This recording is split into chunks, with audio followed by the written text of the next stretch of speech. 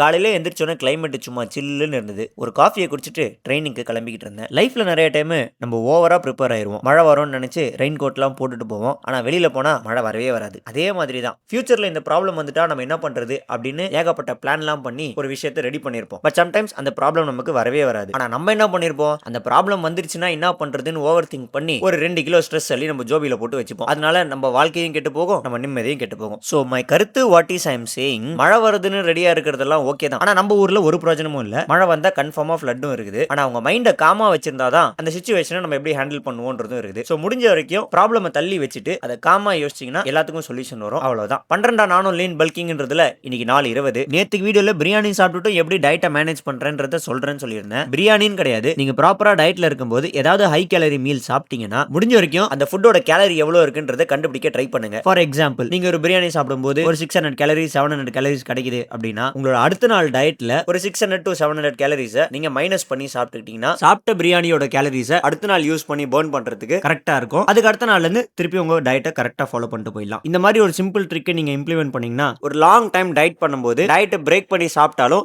ஈஸியா மேனேஜ் பண்ணிக்கலாம். ட்ரை பண்ணி பாருங்க. இந்த மாதிரி நிறைய ஃபிட்னஸ் டிப்ஸ்க்கு மறக்காம என் சேனலை சப்ஸ்கிரைப் பண்ணி வச்சுக்கோங்க. அப்படியே இன்ஸ்டாலையும் ஒரு ஃபாலோ தட்டி விட்டுருங்க. வேற ஏதாவது டவுட் இருந்ததுன்னா மறக்காம கீழே கமெண்ட்ல சொல்லுங்க. அதுக்கும் ஒரு வீடியோ போட்டு விட்டுறேன். அவ்வளவுதான் நண்பர்களே, இன்னைக்கு கதை அவ்வளவுதான். நாளைக்கு பார்க்கலாம். டட்டா பாய்.